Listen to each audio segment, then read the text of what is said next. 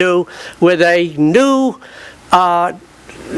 expression, manifestation of the Krishna consciousness. I don't know if you believe, and I'm a Mahayana person, I believe that the Buddha raised, right? He raised throughout all the people who are attentive to that great vision. And of course, the Christ raised out to all those people who are paying attention to that incarnation of Christ in history, in the body, in humanity, etc. So this is a big event and mysterious, and it deserves more than a few sentences, but we have other topics we have to take up. So then Haridas Chaudhuri, who wrote a dissertation on Sri Aurobindo, as I mentioned, the prophet of the life divine, then was teaching. They were married in 1941, and he was teaching then for 10 years in Krishnanagar College in Calcutta.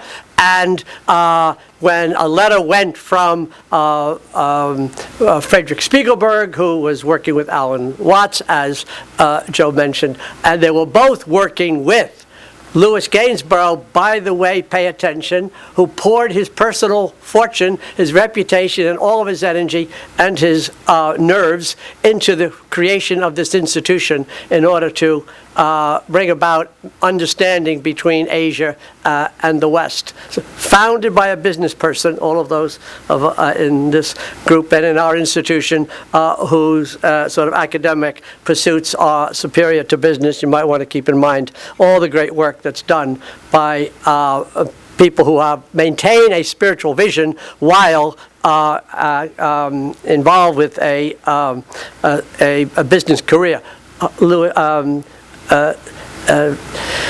Lawrence Rockefeller was also a business person who supported about 50 different initiatives just in this Bay Area alone of this body, mind, spirit vision. So I'm very conscious of that, the possibility and the need for the integration of spiritual in all endeavors, including business. Okay, so I would like now to say a little bit about these yogas as we can understand them and as we can implement them in our institution, in our individual and collective striving. I'm so glad that Joe picked up on this term behavior. So when you think about, what is it to be, intellectual or intellectually alive, etc. For some people it's having books, but they're not read and understood and thought about, then that doesn't mean so much. And for some people it's having a zafu, and that's a good start, but really you can have a zafu in the closet, you can even sit on it, and you don't have to be spiritual because you can leave that home and then go out and pollute and compete and destroy. So what we learned from the Gita, from Sri Aurobindo, from Haridas Chaudhuri is consciousness. It's what is the quality, the motivation, the awareness. What are you trying to do?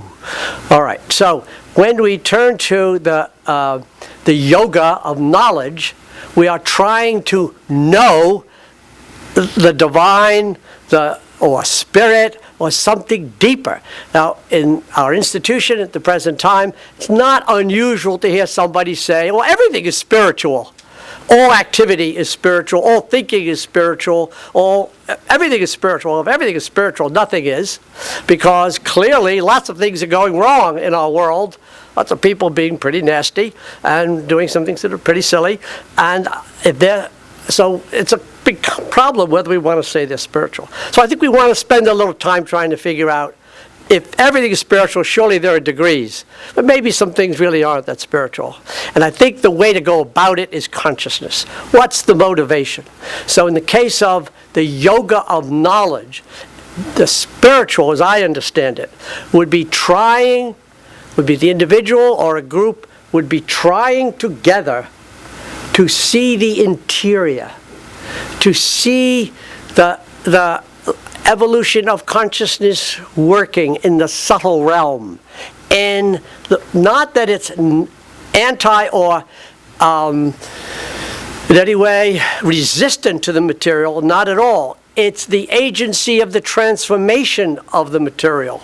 of our material existence, including, of course, making a living and supporting ourselves and our family and our friends and our causes. All of that is tremendously important.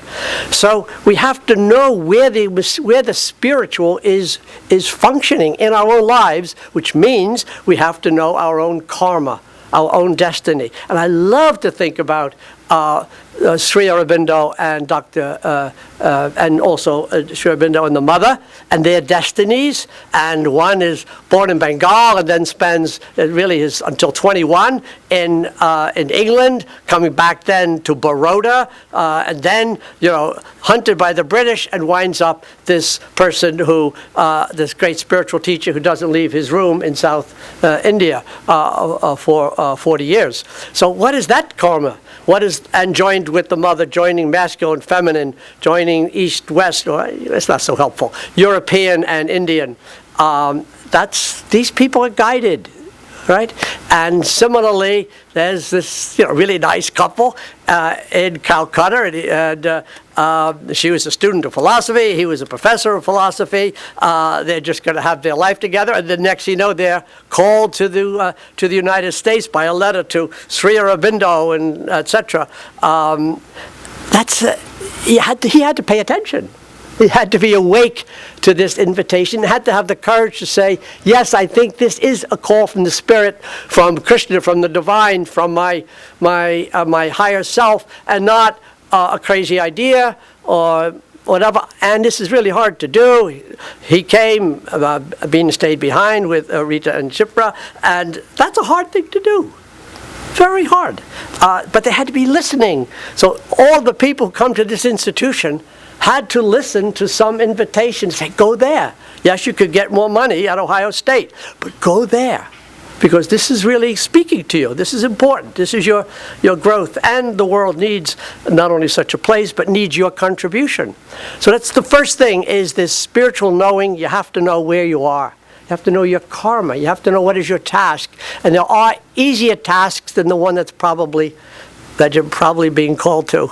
Probably, but they might not be as satisfying. Though being called to certain tasks, while satisfying, is also quite difficult.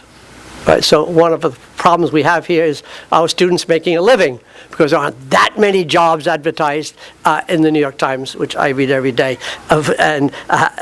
for looking for doctoral students with a degree in philosophy, cosmology, and consciousness. I haven't seen the ad yet. So it takes a lot of effort to make this transition. But if we're paying attention to karma, which presumably has some spiritual backing to it, then we can proceed. All right. Following Joe's good lead about behavior, this is really where the rubber hits the road, as they say, that and I want to add to what Joe said about how doing consciousness, meditation, spiritual work then pours itself out into useful service. And, not taking anything away from that, that's crucial. And I want to add that the commitment to service and the transformation of the social, of the institution, which we're all trying to do, also then enables us to do better individual spiritual work. So I want us to think it as a loop, right? So we are doing spiritual work not only sort of quietly, secretly, individually, but we're trying to create that institutions which enable our spiritual experience to be stronger and more efficacious. So we're trying to get that going. Because all the great teachers and ordinary teachers need students. So we need a vessel. We need a receptivity. Well, we now have 4,000 alums in the world, all right, who are creating institutions and relationships which enable us then to continue to be effective. So when I think about activity, Sri Aurobindo and the mother together, and Haridas and Bina, continued the work of Haridas, very like the way the mother continued the work of Sri Aurobindo. It's quite lonely to do this alone when you start out together, and then you have to do it alone. All right. So what are those activities? Well, the mother took charge of building an institution, Sri Aurobindo Ashram, currently in a big controversy with itself, alas, but also then had a vision for a city called Auroville, a utopian city. It was actually when I was visiting Auroville in 1970, came back directly here on my way home to New York, that I visited with Dr. Chaudhry and Bina, and we had got a chance to talk about the ashram and Auroville and Aurobindo and the mother and etc. And so these institutions are crucial for people to find their way to their karma.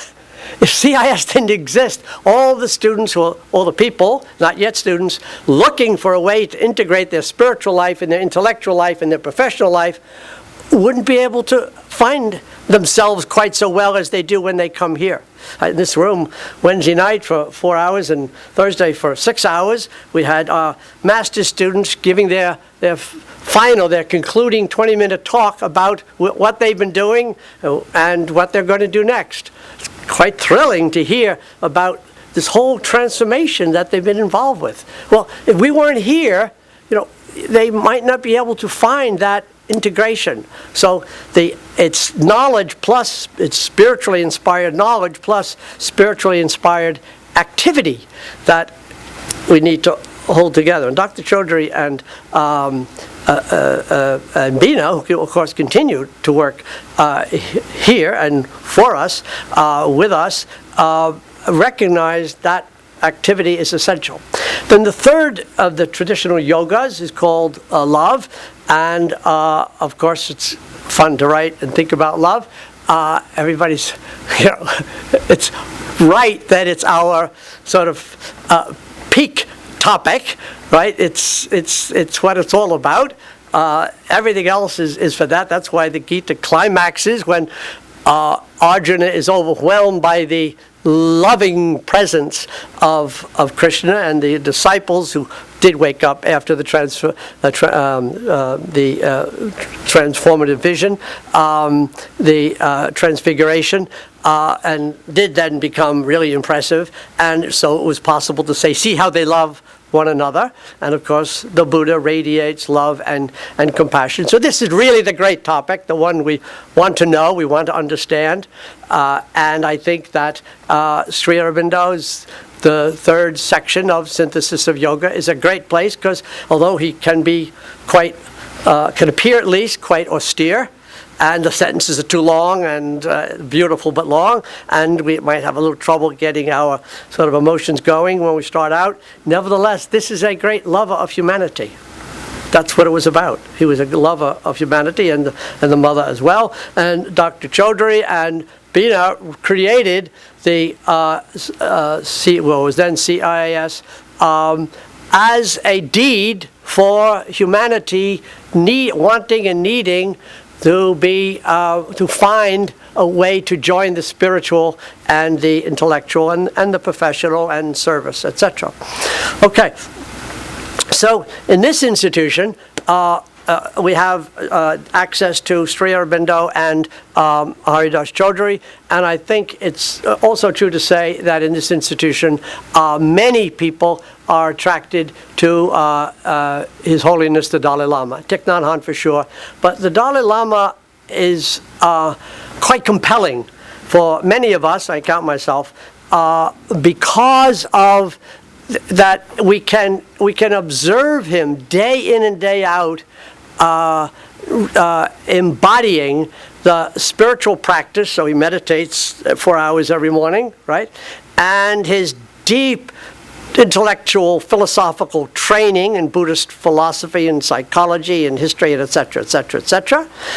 We can also observe his activity traveling all over the world, except for one country which we won't name, and basically saying our task is to be nonviolent no matter what and to love our enemy. When Christians have had trouble following Jesus' recommendation that we love our enemy, and we all have trouble following the Dalai Lama, but there is a close relationship between what they each said and did, namely loving their enemy. So we can watch this, and we being lots of us, are extremely impressed. And I don't think it's so far to go from Sri Aurobindo and Haridas Chaudhuri to the Dalai Lama, who we have the privilege of living with on a daily basis. So when you think about when we think about love, we do have these great examples of the ones who are past, but also one at least, and maybe millions, but certainly one I think we can agree on, does have this